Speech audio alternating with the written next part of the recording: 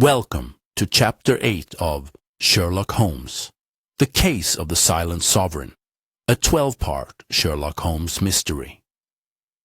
Get comfortable, close your eyes, and let the story unfold. If you missed the previous chapter, please visit to my channel and enjoy the journey of Sherlock Holmes. Chapter 8, The Sound of Silence. The warning I had received in the fog-bound alley had a profound effect on my friend.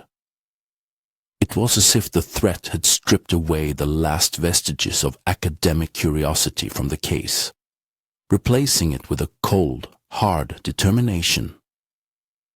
The puzzle had become a personal battle, and Sherlock Holmes was not a man who took kindly to being threatened. For the next 2 days, our lodgings at 221 B. Baker Street were transformed from a comfortable sitting room into a veritable laboratory. Holmes, with a feverish intensity that bordered on obsession, set about a new and dangerous task.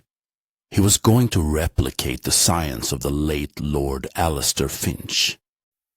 "If we are to understand the weapon, Watson," he declared, clearing a large table with a sweep of his arm, "we must first understand the science behind it. We must make the abstract terrifyingly real." He dispatched me to a number of scientific supply houses across London with a long and esoteric list of materials.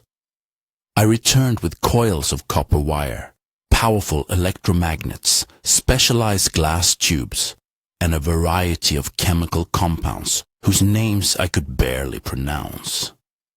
Our rooms soon took on the appearance of a mad inventor's workshop, a chaotic jumble of wires, beakers, and strange, arcane apparatus. I confess, I watched his progress with a growing sense of trepidation. He was venturing into a realm of physics that was both new and, to my mind, profoundly dangerous. He handled the powerful electrical coils and the volatile chemical with a casual disregard for his own safety that I found deeply unsettling. "Be careful, Holmes," I urged, as he calibrated a particularly complex piece of equipment. "You are dealing with forces you do not fully comprehend." He looked up at me, a rare, almost boyish grin on his face. "That is the very definition of scientific inquiry, my dear Watson. To comprehend the incomprehensible. It is the greatest adventure of the human mind." He worked tirelessly, his long, thin fingers moving with a deftness and precision that was a marvel to behold. The air in our rooms grew thick with the sharp, metallic smell of ozone, and the silence was punctuated by the hum of electrical coils and the crackle of sparks. He was a man possessed, driven by a need to understand, to conquer the intellectual challenge that Lord Finch had set for him. Slowly, painstakingly, he began to assemble his device. It was a strange and intricate contraption, a web of wires and glass and brass that seemed to have no logical purpose. But in Holmes's mind, it was a symphony of scientific principles, a machine designed to produce a single, extraordinary effect. On the evening of the second day, he finally declared himself ready. He stood before his creation, his face flushed with a mixture of excitement and exhaustion, his eyes shining with an almost fanatical light. "And now, Watson," he said, his voice a low dramatic whisper, "we shall see if genius can be replicated." He had placed a single empty wine glass on the mantelpiece at the far end of the room. It was our target. He made a final series of adjustments to his machine, his hands moving with the delicate touch of a concert pianist. He then threw a switch, and the humming of the coils grew louder, more intense. A faint blue light emanated from one of the glass tubes, and the air in the room seemed to grow heavy, charged with an unseen energy. "Watch the glass, Watson," he said, his eyes fixed on his machine. I held my breath, my gaze locked on the fragile object on the mantelpiece. For a long moment, nothing happened. The room was filled with the hum of the machine, but the glass remained untouched. And then it happened. Without a sound, without any visible cause, the wine glass shattered. It did not explode. It simply collapsed, crumbling into 1,000 tiny pieces, as if an invisible hand had crushed it. I stared at the pile of broken glass, my mind struggling to comprehend what I had just witnessed. It was impossible. It defied all the known laws of physics. "My God, Holmes," I breathed, my voice a hoarse whisper. "How?" He switched off the machine, and the humming ceased. The room was plunged into a sudden profound silence, a silence that was more shocking than the noise that had preceded it. "The sound of silence, Watson," he said, a grim satisfaction in his voice. "That is the key." He walked over to the fireplace and picked up a piece of the shattered glass, examining it closely. Lord Finch was a genius.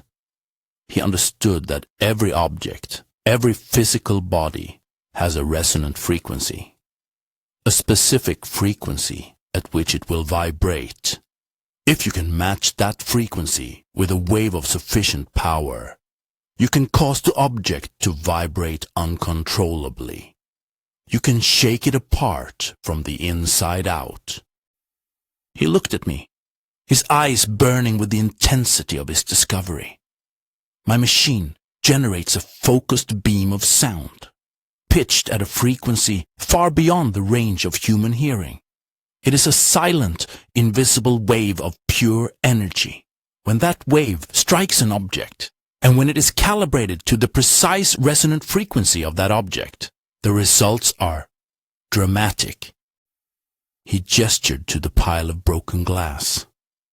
The wine glass was a simple test. But imagine, Watson, if the target were not a piece of glass. Imagine if it were a human heart. The full terrifying implication of his words washed over me. I felt a cold dread seep into my bones. "You are saying," I began, my voice barely audible. "I am saying," he interrupted, his voice low and intense, "that Lord Finch created a weapon that can kill from a distance, silently, invisibly, and without leaving a trace. A weapon that can induce a cardiac arrest that is indistinguishable from a natural death. A weapon that makes the locked room mystery not only possible, but chillingly simple." He began to pace the room, his mind grappling with the monstrous reality of his discovery. The killer did not need to be in the room, Watson. He could have been in the street outside, in an adjacent building.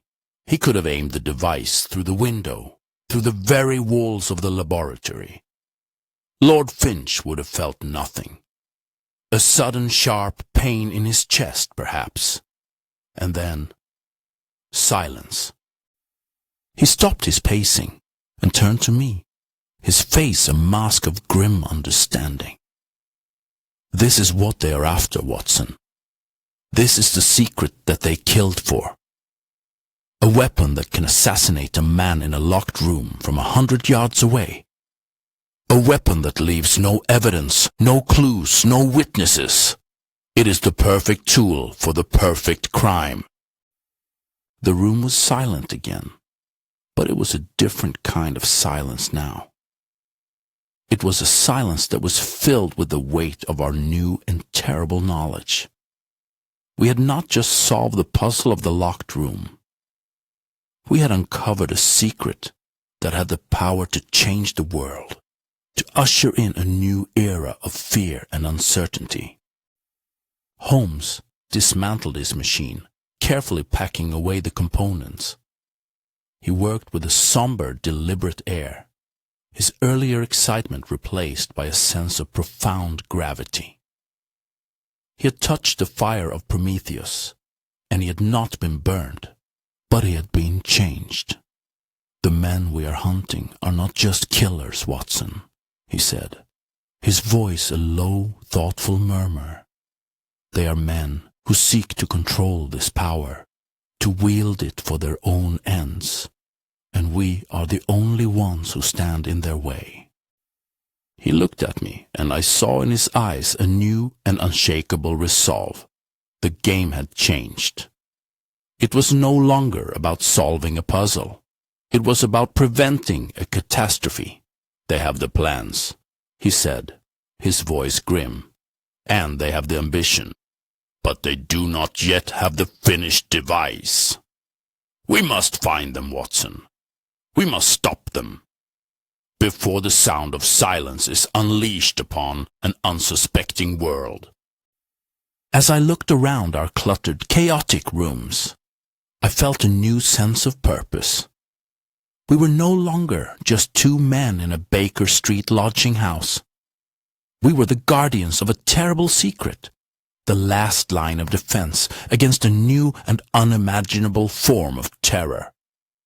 And I knew, with a certainty that was both daunting and inspiring, that we wouldn't fail.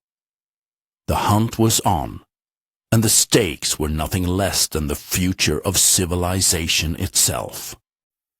Thank you for listening to Chapter 8 of Sherlock Holmes. Sherlock Holmes and the Case of the Silent Sovereign. If you enjoyed the mystery and want more stories like this, please subscribe to the channel, give it a like, leave a comment, and share it with fellow mystery lovers. Your support helps keep the stories alive. See you in the next chapter.